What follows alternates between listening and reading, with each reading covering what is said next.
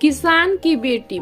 एक अमीर लड़का था, उसे एक गरीब किसान की लड़की से प्यार हो गया। लड़की सुंदर होने के साथ साथ काफी समझदार थी। एक दिन जब लड़के ने उस लड़की को बताया कि वह उससे प्यार करता है और उससे शादी करना चाहता है, तो लड़की ने कुछ सोचने के बाद उस लड़के को शादी करने से इनकार कर दिया, क्योंकि वह गरीब परिवार से रिश्ता रखती थी। लेकिन कुछ समय बाद जब ये बात उस लड़के को पता चली, तो उसने लड़की के माता पिता से बात की और उस लड़की को समझाया। काफी समझाने के बाद वह लड़की मान गई और दोनों की शादी हो गई। शादी के बाद लड़का उसे बहुत प्यार करता था। दोनों का दाम्पत्य जीवन काफी अच्छा चल रहा था। लेकिन कुछ महीनों बाद लड़की को चर्म रोग हो गया, जिसके कारण उसकी खूबसूरती ढलने लगी।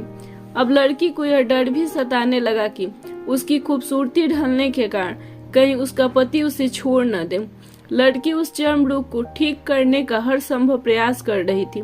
समय बीत रहा था और लड़की की खूबसूरती धीरे धीरे ढल रही थी। एक दिन वह लड़का एक काम से दूसरे शहर गया।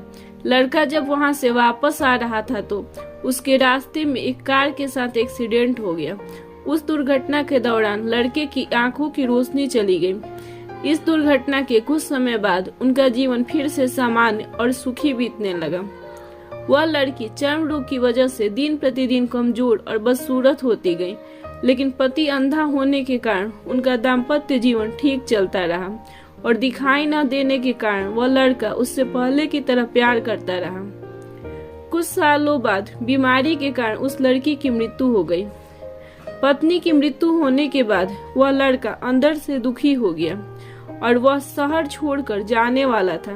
तभी उसके पड़ोसी ने उसे सांत्वना देते हुए कहा, अब आप तो अपनी पत्नी के बिना अकेले पड़ जाएंगे।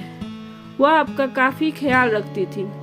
अब आपका जीवन अंधकार में कैसे व्यतीत होगा।